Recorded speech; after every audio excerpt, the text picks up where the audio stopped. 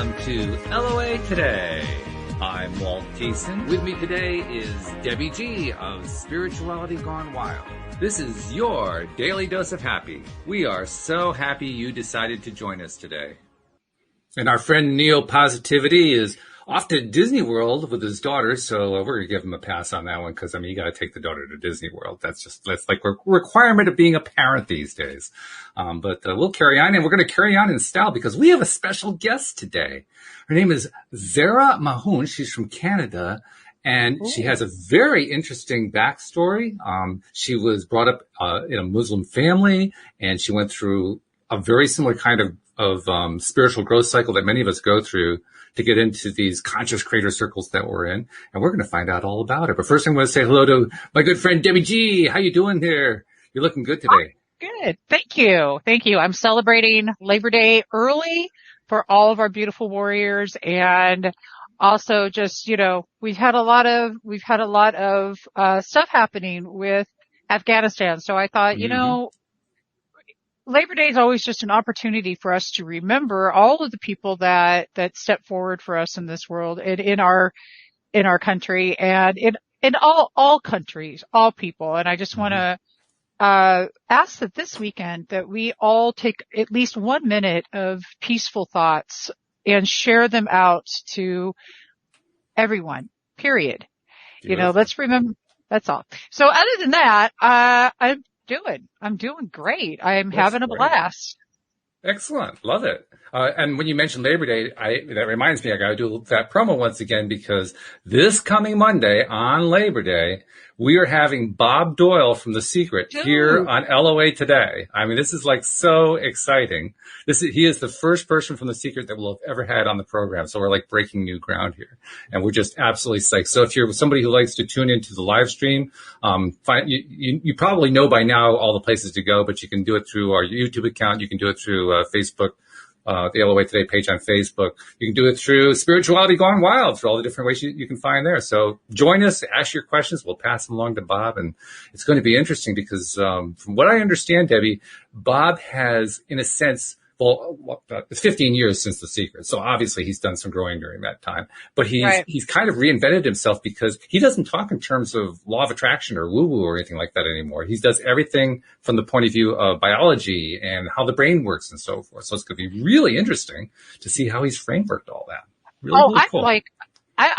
I'm wanting to come in and hang out with you all on that day. I'm sure. Just like, the thing I can't wait. It sounds like he kind of went sort of the Joe Dispenza Greg Braden route. Yeah, exactly. Yeah, so it's going to be cool. It's going to be really good. I'm loving on that right now. I could definitely cannot wait to hear Mr. Bob Doyle. And I just am so excited. And I just want to do a huge shout out to Marissa and say, rock on with you. Yes. Yay. Gratitude for freedom. And to Kirk Nurmi, because I love you, Kirk. He will be on Spirituality Gone Wild in October, and He will be coming to LOA. All right. This is a good day then. All this good news coming through. We like that very much. So speaking of today's good news, let's go to our special guest, Zehra Mahoon. And Zehra, first of all, when I got the contact from your PR person about getting on the show, I said, who's Zehra Mahoon? I'm not sure. And then I looked you up. Pretty impressive. Your background, you have a varied background. You have a really interesting spiritual journey you've been on through your life. And so I'm looking forward to hearing about it. But thanks for joining us on the program today. It's really great to have you. I'm so excited to be here. Thank you for having me. This is great. Love it. Absolutely love it. So tell us a little bit about Zehra Mahoon. Who is she? Zehra Mahoon now is a person who is very confident, very spiritual, very into love and ease and flow. But Zehra Mahoon, way back when, was a very confused person. I know that feeling. Broken person. And that's the journey. But that, you know what, it is that when you look back on the journey that made you who you are, you're always grateful for all those bumps in the road, right? And it's important to do that. Yes. And so now when I look back, I have a completely different perspective on my past than when I was living through that past. It was not good. It wasn't fun. But now I look back and I'm grateful for all those experiences. Isn't it interesting how, and I've heard this story over and over and over again here on the show, interviewing people of all faiths and all backgrounds, people who are life coaches, therapists, I mean, you name it.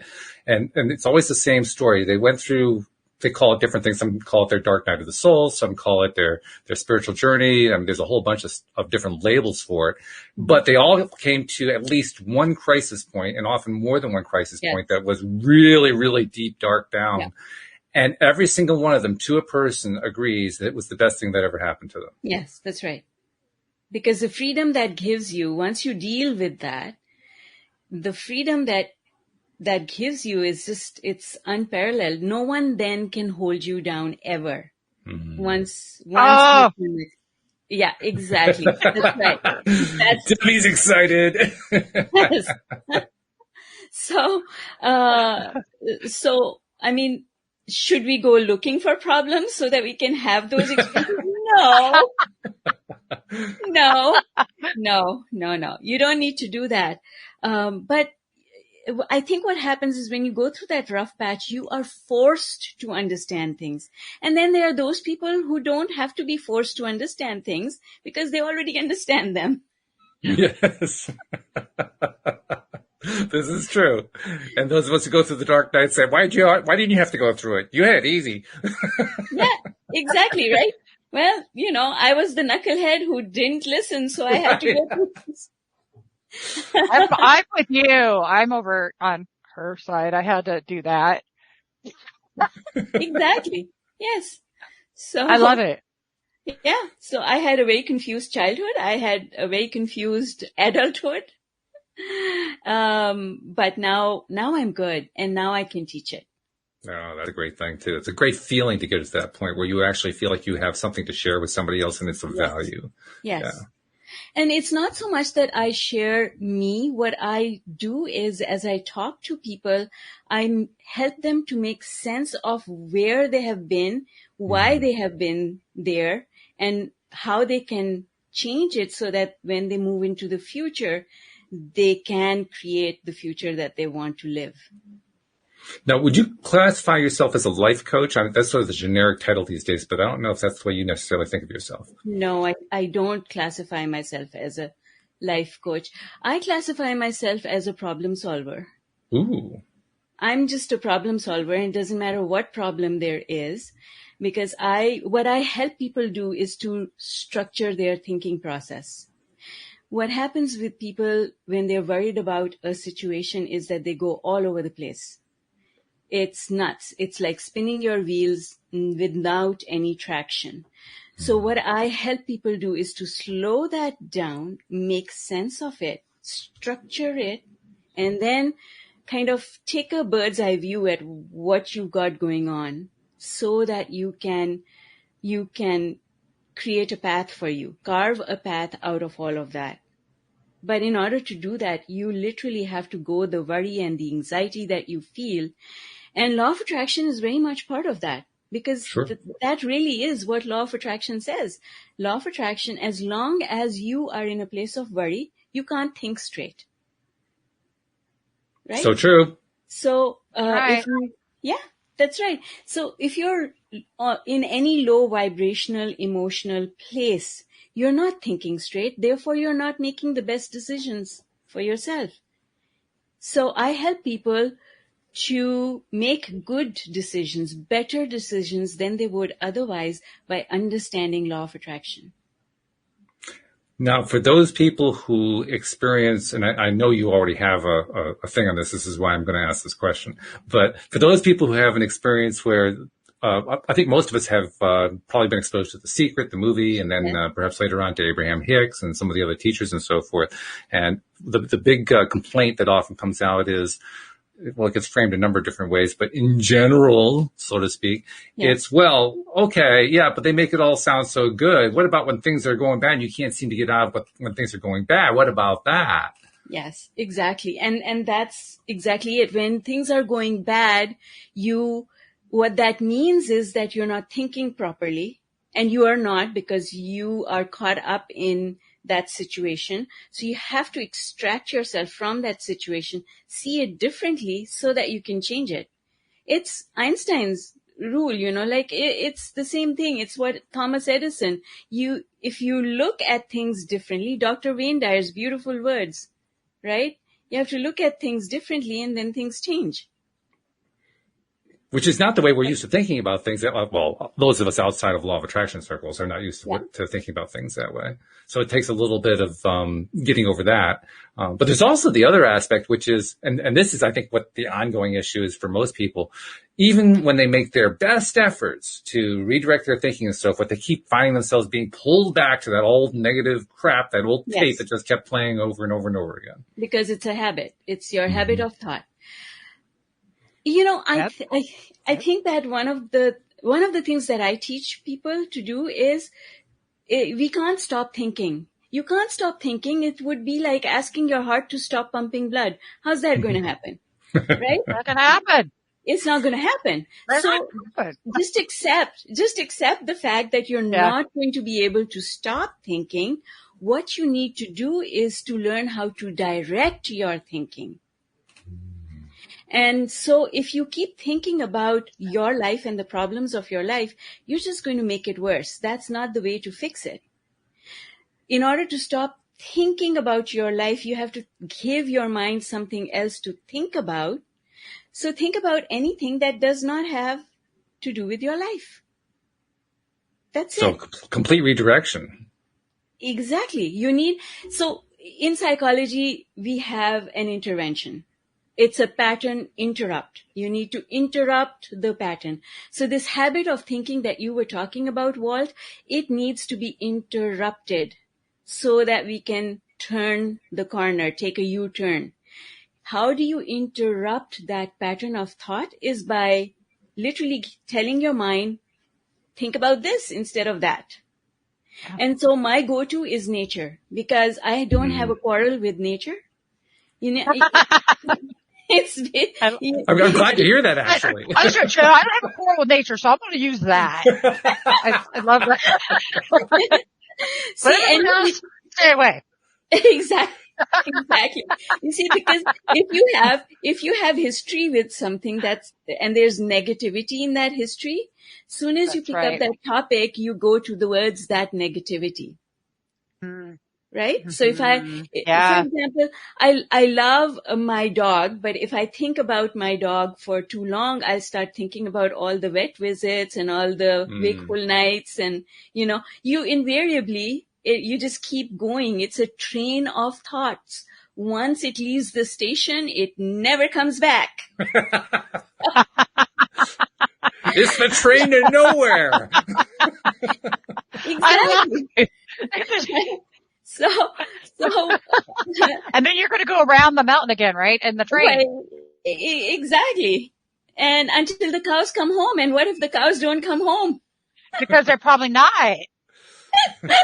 Exactly. So, I like to pick a tree or a flower or a bird, because I have no history with the tree. The tree never took anything away from me. The tree never The tree never said anything rude to me. The tree never did anything to me, right?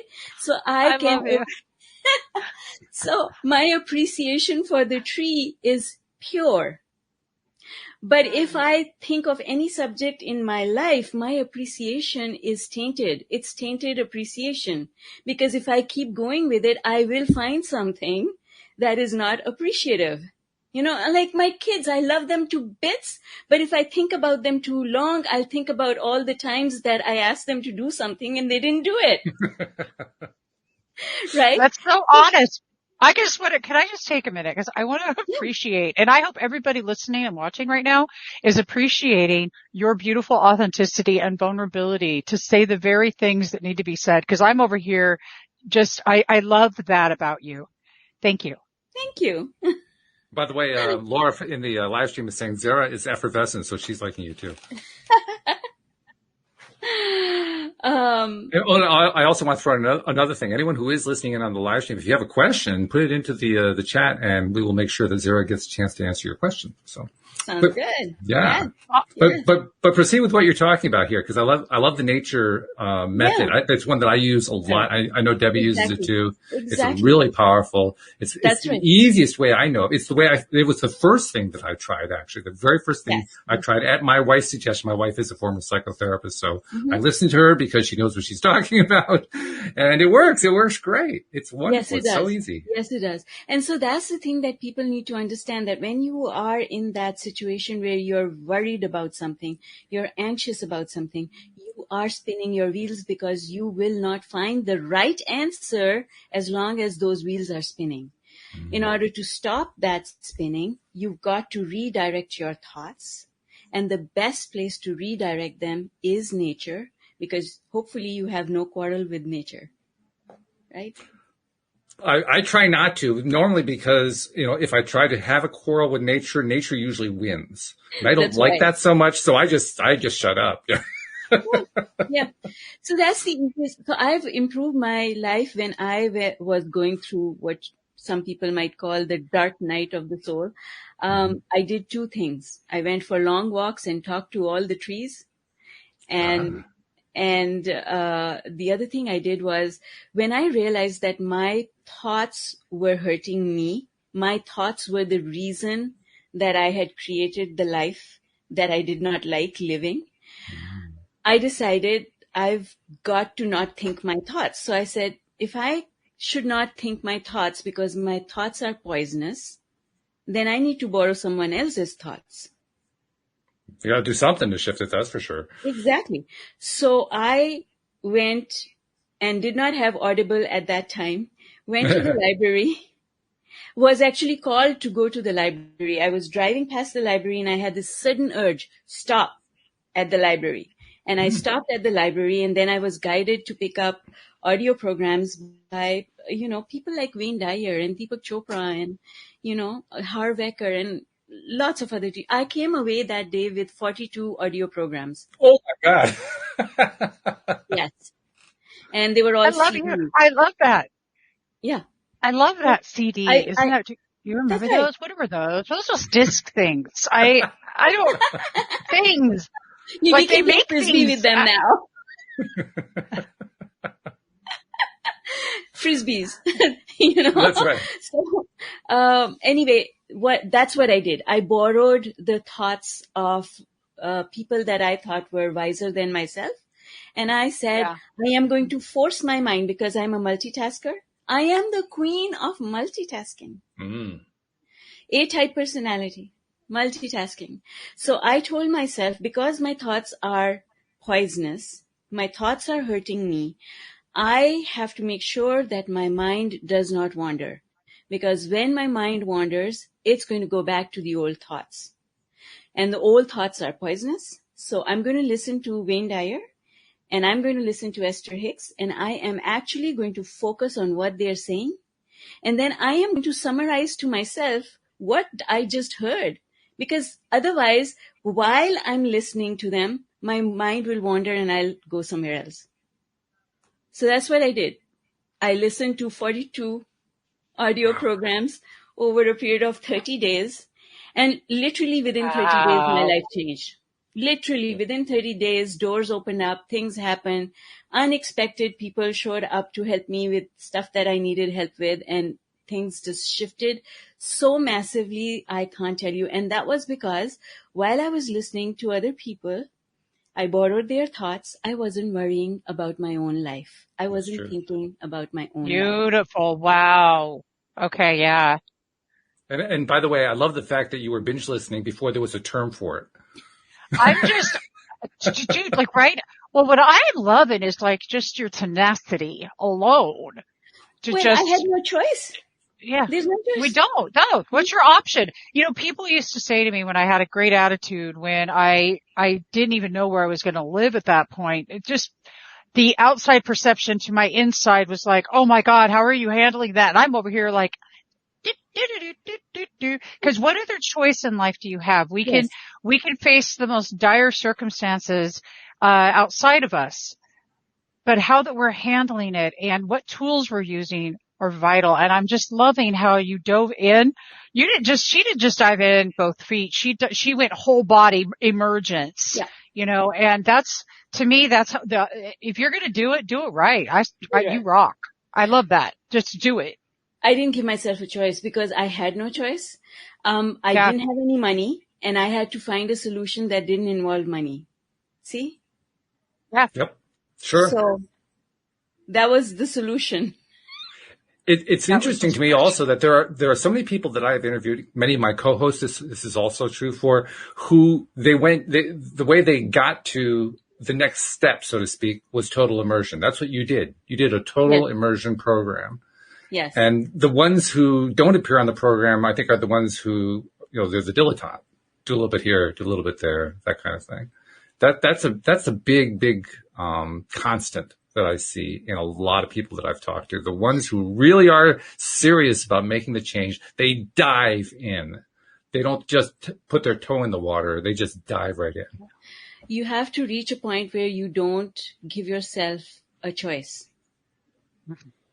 because it's too important. Your priority. And I'll tell you that binge thing is total immersion is what creates momentum.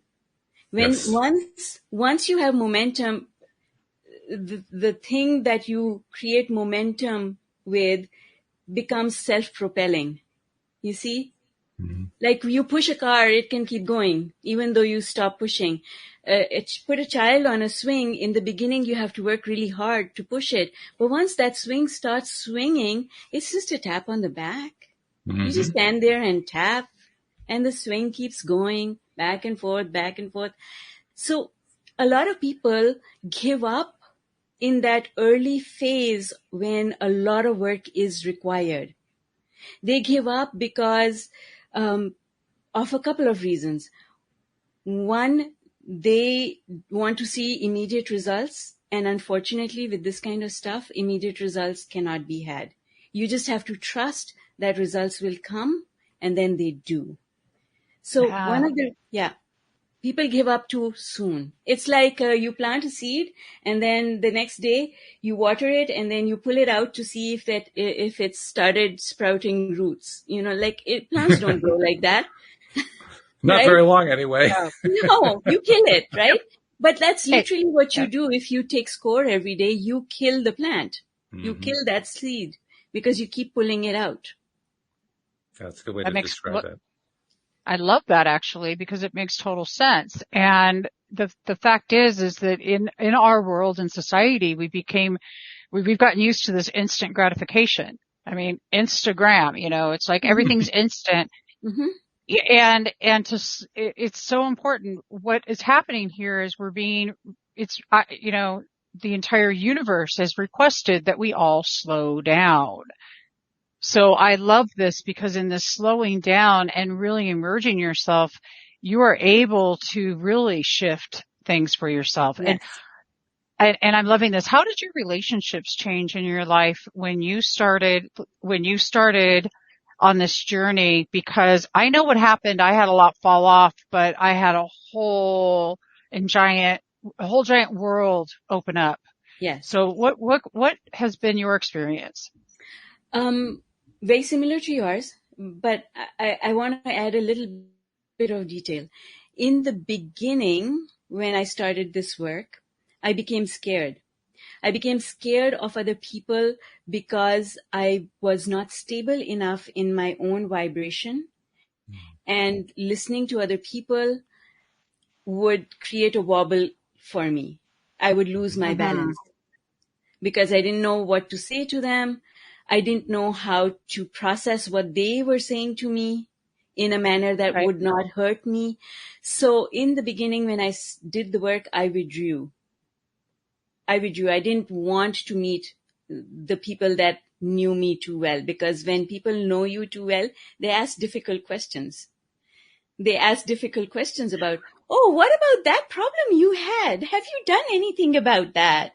Oh, that man who was in your life, where is he now? Right? Don't you love those? I just love, do you know what I say now? I say, just vibrationally not matched. Why, yes. And they look at you like you're, huh? Yeah, I mean, seriously, exactly. That's right. what Yeah, happened to you? Oh, it's on a vibrational match. A what? yeah, exactly. Right. When, So, at what point did you lose the need to explain yourself? um, it took a while. Wow. It took a while. It took a lot of self-talk. It took a lot of soothing myself. It took a lot of giving up performance anxiety, because that's what it is. You think Mm. people are watching you and evaluating you, and you have to give up that train of thought. I don't care if anyone's evaluating me. I don't care if anyone's watching, right? So I grew up in a culture where I felt like I was under a microscope all the time, because Yeah. I grew up in a very small city where my family was very well known. So if I was at a coffee shop, somebody would see me and report it back, right? So, Oh, wow. Zehra was at this coffee shop at this time of day with this person. Oh, that had to been, that I'm imagining that was not easy to go through at that time. No, it was not easy. It was not fun. There's no freedom in that, right? No. So you develop No. this performance anxiety, and you start seeing yourself through the eyes of other people. You start wanting to act like you're perfect, and you feel broken inside, right? Because you Totally. don't really, yeah. So, Mm.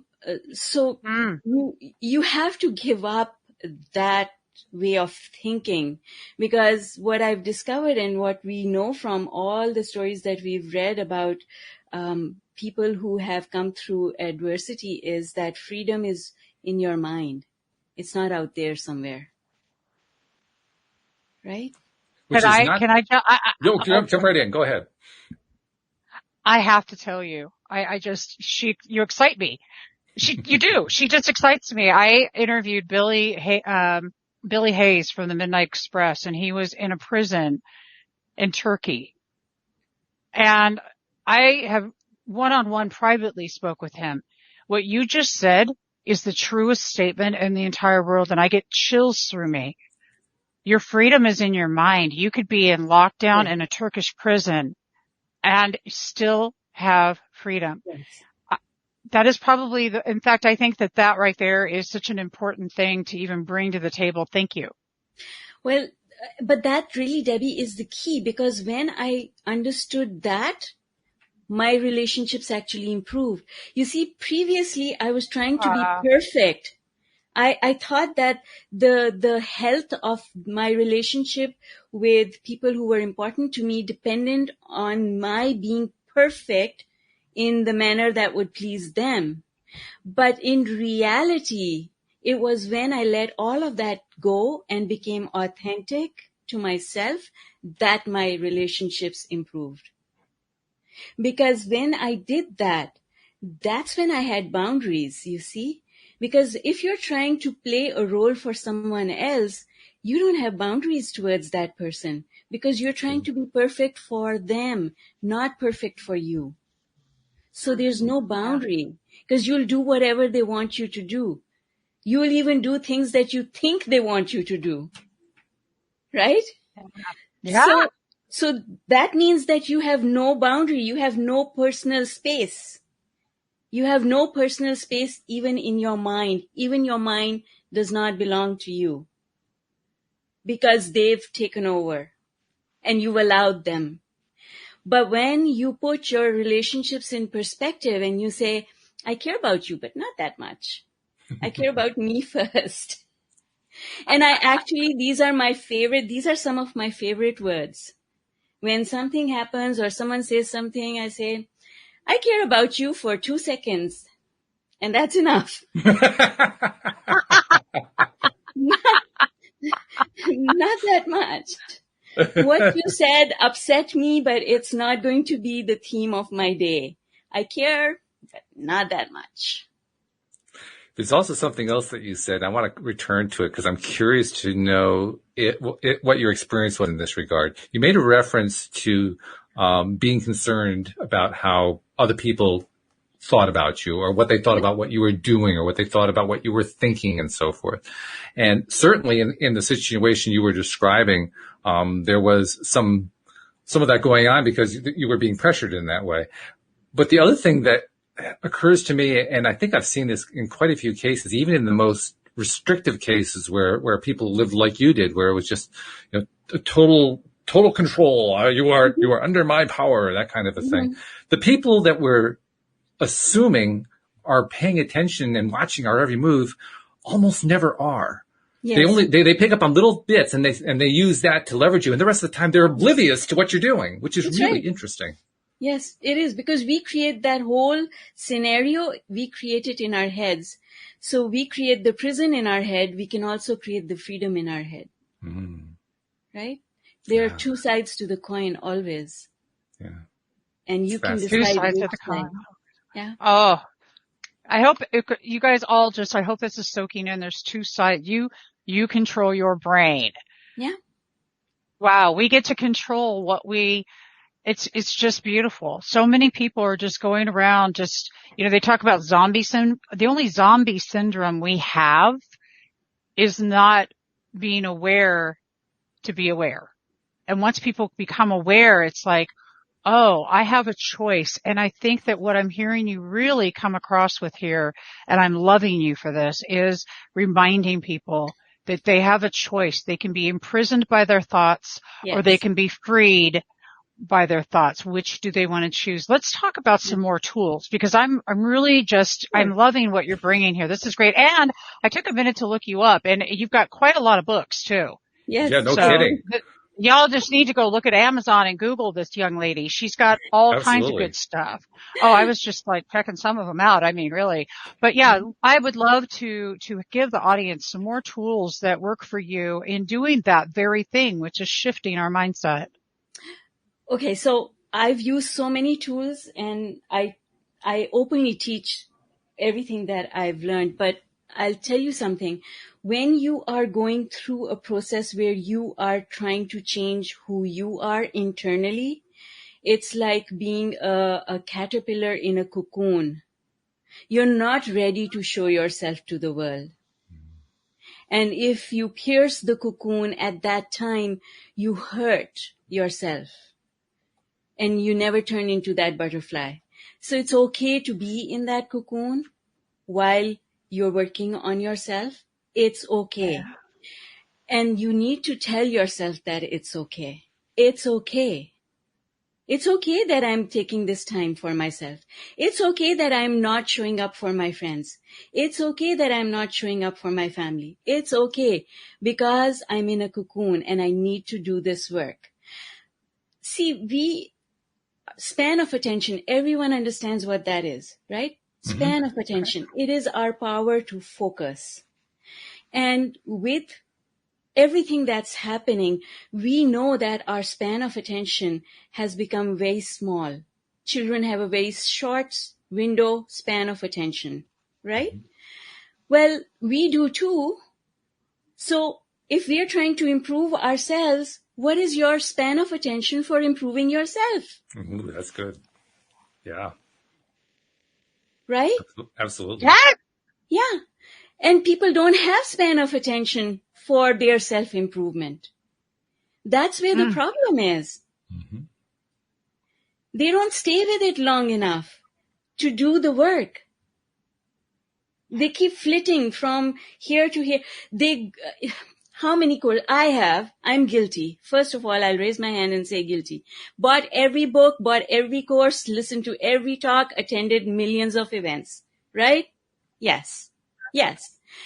But never, okay, so every teacher has something concrete to offer, provided you control your span of attention and focus.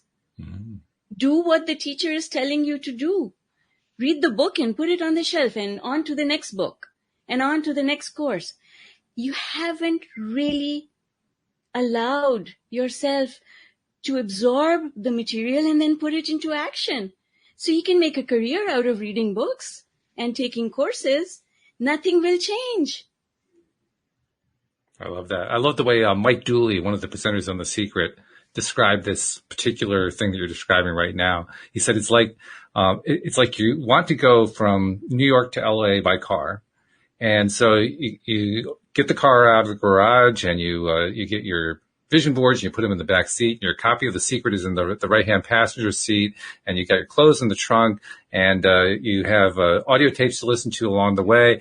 And then you get into the front seat and nothing happens because you haven't put the car in gear. Exactly. You got to put the car in gear. I love this. And okay, so what I'm hearing you throw out here, and I hope everyone's catching this, is that we all have excuses and we all have distractions and we get obsessed with our distractions. I did a lot of those distractions, and then I'll find myself distracted with people suddenly, or I'll find if there's anything I'm trying to avoid, and that was in the internal look for accountability within myself, because I was scared I wasn't going to like who I saw. Exactly. It's ugly in there until you clean it out. It is ugly in there until you clean it out. I love it. And the first thing you have to understand is that ugliness inside, the mess inside, you created it. All of it. All of it. All of it. That's the hardest thing to understand, is that I created the mess. And now I get to clean it up because nobody else is going to clean it up for me. Well, that was the hardest part for me. You mean my parents didn't do it? Yeah. What? My parents? I can't blame my parents? What are you talking about? Well, you can. It just won't get you anywhere. What? I can't blame I would have, no. Yes. But I would love to blame somebody here. It's not going to work for me, is it? Well, that's blame is okay. Well, it will. It might work for me. It's like sitting in that car with Mike Dooley and not putting the car in gear and just complaining about the car. Yep. Yeah, it's not going anywhere. It's not going to go anywhere. This car isn't going anywhere. There must be something wrong with the engine. It's got to be out of gas. It probably is out of gas. Yeah, that's it. It's got to be. Got to be. This actually touches on another general topic that comes up a lot, and I want to get your take on it. The idea that we have the outer life and the inner life, and that most of the time when we try to resolve problems, try to figure out what's going on, try to fix ourselves, whatever way you want to phrase it, we're looking at it from the perspective of what can we do with the outer stuff. But what you were really talking about is the inner stuff. Yes, that's exactly what I am. Touch on that for a minute. Yeah. And so you do have to withdraw from the distractions, as Debbie put them, for a little bit so that you can focus on yourself. Cocoon yourself. Focus on yourself and do the work. Get the work done that you know needs to be done. Because in your heart, you know what needs to be done. And the strategy that I utilized in order to do it, because I have 2 kids, 2 cats, and a dog. Where am I going to hide? Right? I actually have to go into my car to meditate so that nobody interrupts me. Oh, okay. So, no excuses. Boom. No fear, no excuses. She's a rock star. If you go into your car to meditate because you're just like, I know I got that, but I'm doing this and nothing's going to stop me. You're exactly, a badass. Right? Yeah. Mm-hmm. Yeah, straight up. So the thing is, what I learned to do was that my self-talk, I developed a definition of authenticity for myself that worked for me. And I noticed that most of the time people say be authentic, and to them that means I am going to think what I think and say what I think, and I'm going to do what I feel like doing, and I'm not going to care about anyone else. But what they forget when they behave like that is that part of being authentic is being authentic to who you are, and you are love. You, at your core, you're love. And so when you're uncaring about people around you, that's not authenticity at all. No, it's not. I agree with that. So, because if you have forgotten compassion and empathy in the journey, And I think that when we do that, is it safe to consider we might have forgotten to be empathetic and compassionate with ourselves? What do you think? Oh, absolutely. Absolutely. So And the I definition, want to stay on that point for just 1 second too, yes, because and you made reference to being perfect or feeling like you had to be perfect. yeah, And there's kind of you mentioned the two sides of everything. yes, Here's the other side of it. The other side yeah, of being perfect yep, that so often fall into is we are tougher on ourselves than anybody else. yes, We're not as tough on our father, our mother, our sister, our brother, our daughter, our son, our cousins, our friends as we are on ourselves. We beat the crap out of ourselves. yes, that's right. That's right. So you go into the bathroom in the morning and you say, "Oh, you look like crap," right? Well, Instead of saying, that sets you up for the day right there. you know, "Good morning, beautiful." What, like, why wouldn't you say that instead? Right? Two sides to the Yes. coin. Yeah. I do now. I didn't before, but now I look in the mirror in the morning and I say, "You're going to have a fabulous day. You are amazing. You're beautiful. You're going to have an amazing day."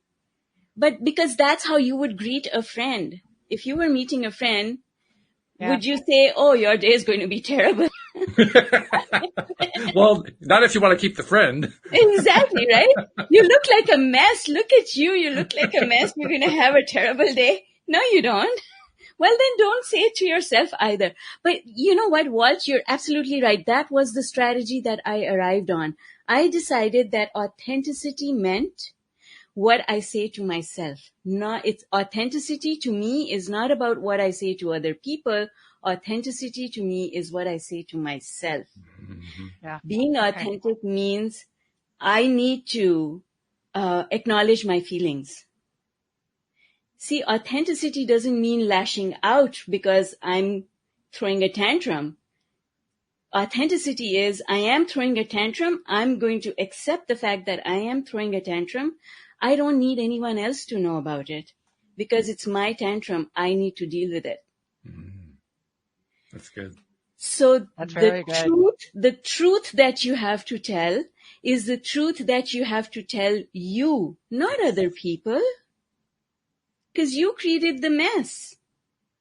You've actually already answered the question somewhat, but Marissa threw up a question. I'll bring it onto the screen here. So she's saying, just don't get too involved in trying to help other people, though, she asks.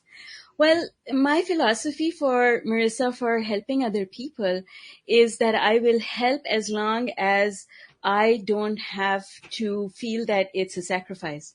Because when you're making a sacrifice, that's a negative feeling. When I help people out of a place of love, out of a place of caring. The other side of that coin is sacrifice. When you sacrifice, you start telling yourself, why did I do that? That was a sacrifice. And you look for something in return. Right? Sacrifice, That's right. people who make sacrifices, they look for something in return. But when you give something out of the goodness of your heart, you don't care if anything ever comes back to you, then, you're happy. You don't look back on it. So, yes, I will help people, but I will not help people to the extent that it hurts me. That's when I say no. If somebody says, Zehra, come out and help me organize this event, and Zehra knows that her week is going to be destroyed by saying yes, Zehra will not say yes. Because that would be a sacrifice. I would be sacrificing my well-being. So I tell myself I'm going to say no, and it's okay, because just like I have source and the universe helping me, guiding me, providing for me, so does that person. And if they are open to allowing the resources to come to them, then even if I say no, someone else will say yes, or another way will be found. Just because I'm saying no doesn't mean that I'm hurting that person, because we all create our own reality.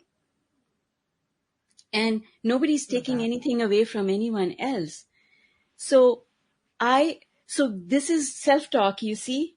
You have to be authentic in your self-talk. In here, what are you saying to yourself? So when I say no, I make myself feel okay that it was okay for me to say no. And the person that I said no to, they're not helpless, because each one of us has equal access to the universe. Each one of us has equal access to the resources of the universe. So I'm not hurting anyone. I can help when I can, but not at the cost of me. That's really good. I'm loving this. What I've heard you say to sum it up a little was that if you're being authentic to yourself, you're honoring you. You're honoring your needs. You're honoring your emotions. If you need to go throw a fit instead of being a drama queen, Yes. like I've been in my life, do it by yourself and allow yourself the permission to do it. And I also, and with compassion, but really the authenticity is the honoring of yourself. Yes. That's it. Okay. Don't tell And yourself a lie. Don't tell yourself a lie. Right? Don't tell yourself a lie. Okay, let's talk about lying. Okay. People lie because they're lying to themselves. Yes. And so they lie to other people because they don't want to be honest with themselves. Now, this is why I used to lie. I don't know why y'all used to lie, but I used to lie because I was completely full of shit and looked at myself and thought I was this thing that I wasn't this thing. Yes, I was just that's right. I was trying to be what the universe, or no, I was trying to be what the world, not the universe, Yes. people said, you need to be this. Yes. Like you needed to be perfect and I needed to be in this, whatever. Yeah. And then, but I am. And my favorite is, but I'm a good person. I didn't know good people had to tell you that. Point is, if you're even saying that, chances are you're full of crap. Yes, that's right. So that's authenticity means you got to get rid of all of that. That way of thinking has to go. Yeah. Gotta right? go. Yeah. And then you never have to lie again because lies, when you tell a lie, it's a burden. It's a burden, which is why, I mean, think about it. Are you familiar with muscle testing? Are you familiar with muscle testing? Oh yeah, Okay. totally. So muscle testing is based on the principle that when you lie, you store negative energy in your body. Mm-hmm. That's what muscle testing is all about. That's right. I forgot all about that one. Yeah. Muscle testing is the best way to determine. So oh Lord, we gotta do a whole show on muscle testing. That is seriously, that you can't get away from that. If you say it's a no and it's a yes, and it's like, oh, that's good. Yes. Your body knows when you're lying. Right? I'm sorry. It's funny too, because when you were describing, the various scenarios under which you can find yourself lying and trying to, pull the wool over somebody else's eyes, really over your own eyes. I was asking myself, what was my most frequent reason for doing that in the past? And I realized that it was because I lied because I didn't feel like I could tell the truth. I didn't feel free to tell the truth. I didn't feel like I would be listened to. I felt like I would be ridiculed. I felt like I would be, told I was full of it and so forth.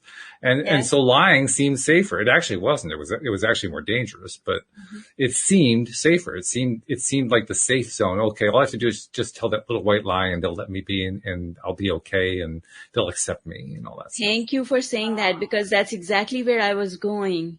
So you see, it's okay to tell that little white lie as long as you're not lying inside. The problem happens when you lie outside, but you also lie inside. That's when you're not really authentic. It's okay for me to say, I don't want to hang out with this person, so I'm going to say no. But I say no, and I don't say, I don't want to hang out with you. I say, sorry, can't come, got other stuff to do, or whatever, right? Now, really, that is a white lie. I should tell the truth and say to this person, I don't want to hang out with you. Go away. But to me, if I do that, then I am not coming from a place of love. And at the end of the day, as with respect to other people, we must always come from a place of love, and we must always come from a place of love for ourselves as well. So how do you make peace? You make peace by telling that little white lie, not really a lie, but packaging your response in a manner that does not hurt the other person, while you tell yourself the absolute truth. You tell yourself, I don't want to go. It's not the right thing for me to do. I care too much about myself, so I'm going to say no.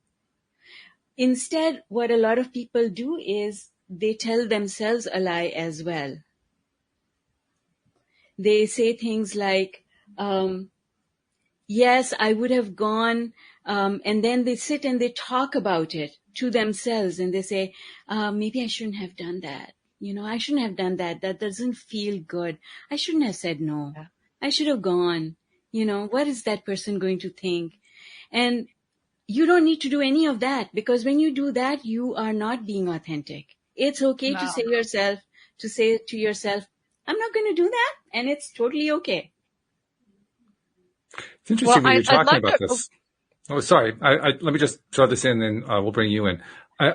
It's interesting that you're talking about this, because I've actually been experimenting over the last, I'm going to say 5 years or so, with simply, not in every case, but in some cases where I feel particularly strong, simply telling the truth. So if somebody asks, would you like to do something, or would you like to be a part of something, or whatever, I simply say, oh, no, thanks. Yes. And I just leave it there. I don't feel I don't feel the need to explain it. I don't feel like I have to justify it. Say, oh, well, I'm doing the laundry. No, I leave the laundry part out. It's just no, thank you. Yes, that's right. And you get interesting reactions when you do that. Sometimes you get a pushback. Sometimes you get like this look like, well, what's wrong with me?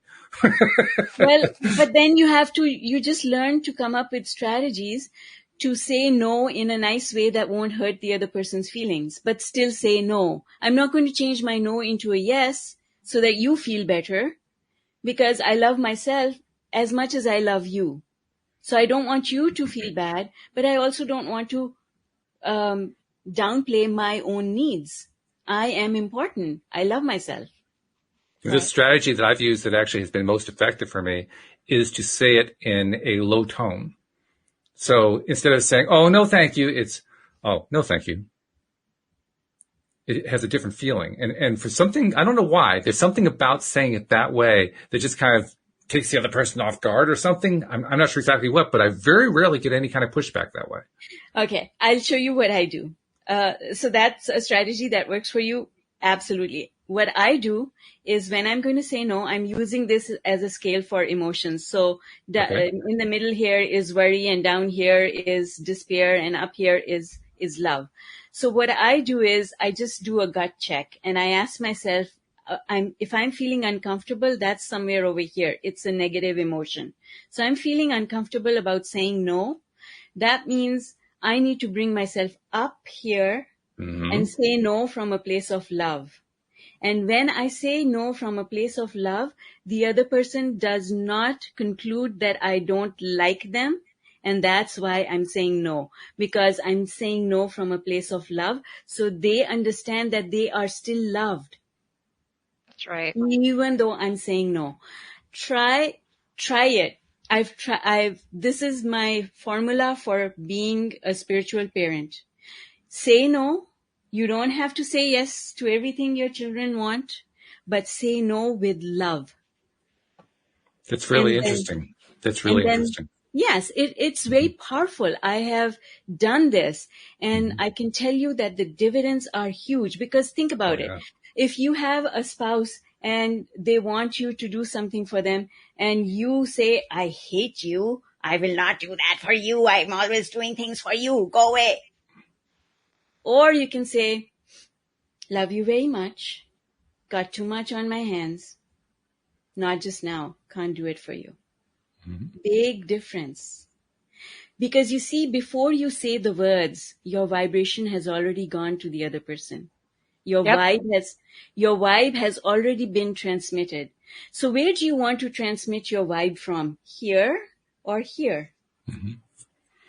Because most of our communication is nonverbal. It's our vibe that communicates to the other person how we feel about them. And so this is why when you say no, or when you know, don't want to do something that someone wants you to do, always do it from a place of love, and it will never go wrong. You filled in the blank for me just now, because I described my method going low tone and so forth. And I just realized why it worked is because of what you said. When I go low tone, that is a place of love for me. There you I'm go. not, when I'm in the high tone, it's like I'm in the contentious tone. When I'm in the low tone, I'm in the relaxed tone. And I usually have a smile on my face when I'm saying it. Yeah, there you go. That's it. That's the logic behind it. And it's $1 million parenting formula. Or, you know, if you have a partner. Not just parents either. I mean, any relationship. Anyone. Yeah. So when you ask me how I fix my relationships, which I think is something that you asked me when we first started talking, this is how I fix my relationships.